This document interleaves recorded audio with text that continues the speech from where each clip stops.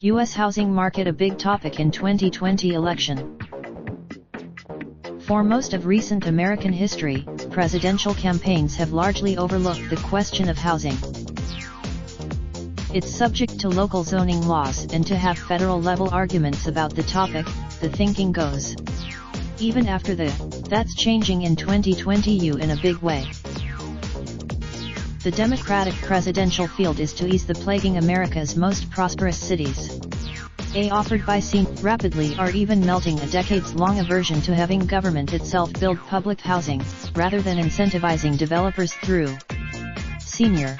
Missing in much of the debate, however, is context on the scale of the affordability problem, who faces the worst of it, and what kinds of needs are expected to crop up in the future.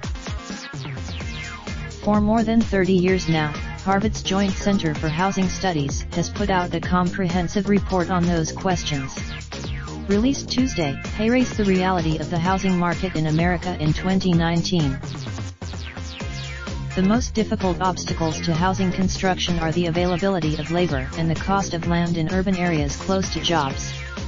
Over many decades, Chris Herbert, managing director of Harvard's Joint Center for Housing Studies, sees such measures as a symptom of broader policy failure.